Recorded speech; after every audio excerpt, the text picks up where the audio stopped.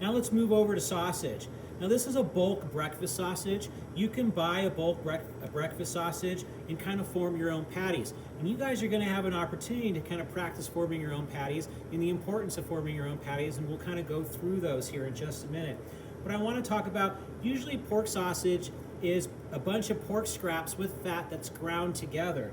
And most of the time, when you talk about a breakfast sausage, some of the seasonings that you see in a breakfast sausage is thyme, sage, marjoram, salt, pepper, allspice, nutmeg. And those are some of the basic seasoning spices that you see in a breakfast sausage. Now everyone has their own variety of breakfast sausage with their own unique blend of spices, but those are some of the basic spices that you'll see. Now, when you guys are working with this bulk breakfast sausage, you want to make sure you have a scale, and you also want to make sure that you cut some of these little papers here. And the reason I like to cut these papers is because I can put my first paper right on top of my scale, and then I can zero out my scale. Now we're going to be doing 2-ounce portions, and we're doing 2 of those. So I'm going to take some of this bulk sausage with my hands and gloves, and I'm just going to go ahead and try to weigh out 2 ounces. And I'm a little over 2 ounces, so I'm just going to shave a little bit off. And I'm right there at 2 ounces. So I'm going to take this one. Now what's really great about using the pieces of paper is that once I have that portion done, I can just pick up this whole paper and move it off to the side. And then I can grab a fresh paper and put it right on top and do the same process, where I'm going to just try to measure out my 2 ounces. I'm a little shy on that, so I'm going to add a little bit more, and there you go, and there's my 2 ounces. So I'm going to move this to the side, and I'm going to bring this piece of paper down. Great. So I'm just going to move my scale out of the way, and once I have my 2 ounces here, I'm just going to pick this up. I'm going to lightly roll this in my hands. I want to form it. I don't want to compact it down really hard. You don't want to do that. You just want to put a little bit of pressure, and you want to roll it between the palms of your hand so that you can shape it. You can cup your hands a little bit to kind of bring that form closer together, but don't apply a lot of pressure. You don't want to make it too dense. You want it to be as lightly dense as possible and form it into a nice ball. And then I'm going to put it right here back on this paper. So I'm going to repeat that process with this guy. I'm going to cup my hands, a little bit of pressure, cup them down a little bit more. I want to apply some pressure without compacting it down too hard. And then I want to continue to move it in a circular motion until I have a nice ball in that manner. Now what's really nice to do at this stage is getting a really nice form and practice having a nice, beautiful circle form. And the reason we use these pieces of paper is because now I can pick this up first, and it's going to stick a little bit to this parchment paper, and I'm going to go ahead and roll it again, and then I'm going to lightly press it with my hands. Now what's going to happen is you're going to want to press this down. It's going to start to crack along the sides. So what I like to do is press it as far as I can, and then use my front fingers and push it down to where I'm getting the same thickness around. So you can kind of see I'm getting cracks on the sides here. I can move it over, take my fingers, and I can pinch and take my finger and roll it across the side to form that side, and then press down again.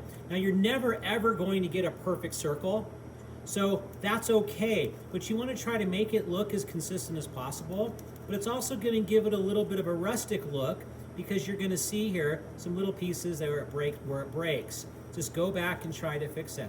And try to press it down as flat as possible.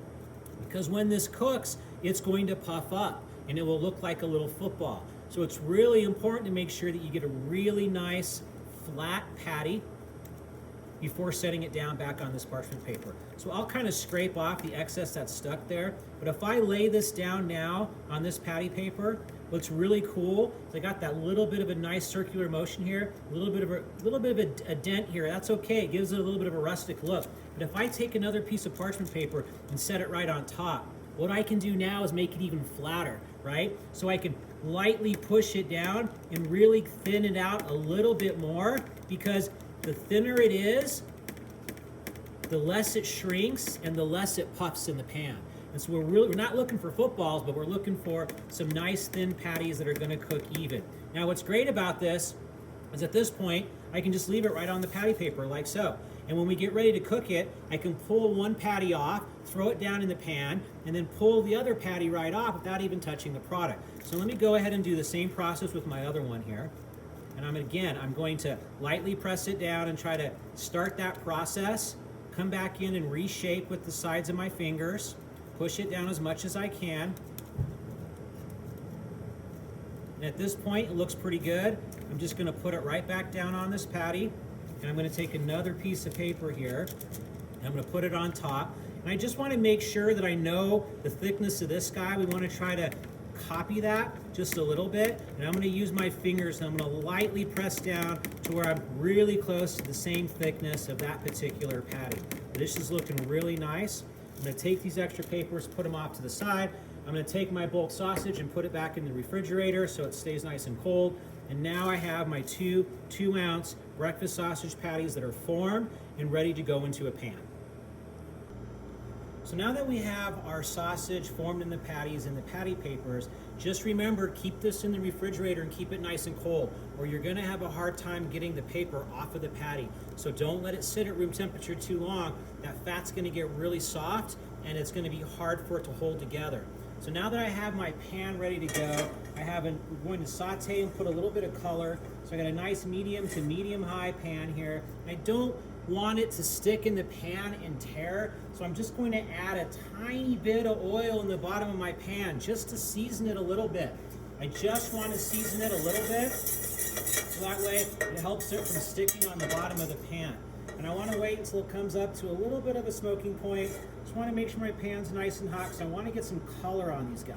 Now, these are going to have fat in them, so it's going to release the fat and it's going to start to caramelize. Nice hot pan. We can always test. So as you can see here how easy this is, I can now pull this patty paper right off, hold it by this patty paper here, and then I can throw it right down in my pan while pulling off this other patty paper. And that way we don't get our hands dirty and we have a nice consistent sizing and thickness. Same process. I'm going to come in, I'm going to pull this paper right off. I'm going to lay it right down in the pan, and I can use my fingers and pull that paper right off, and that way I can discard this right over here to the side. Now, once I get them in my pan, I use a tiny bit of fat. It's going to start releasing a lot of fat because there's a lot of fat in sausage. I'm going to turn my heat up just a little bit. And what we want to do is create a little bit of eye appeal. So we want to caramelize one side before we flip them over, and then we're going to finish them right in the oven. So I want you to make sure you have your oven set at 350 degrees. We're going to let these sit here and just kind of cook and get a nice caramelization on one side.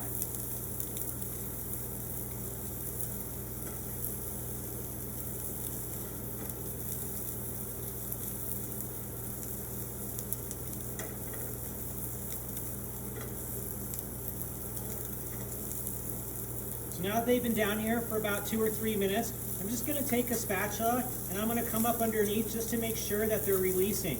Really important. So I can shake my pan so I have a nice release. That means the fat underneath is starting to render, and that little bit of fat helped create a cushion for when I threw them down so it doesn't stick to the bottom of my pan. So now that they're loose and I can shake them a little bit, I'm going to turn my heat up just a little bit and then I'm going to let them cook. Now we can check to see where we're at on that golden brown. So I'm going to take one of these and I'm going to actually grab one of those patty papers. I'm going to grab a fresh one,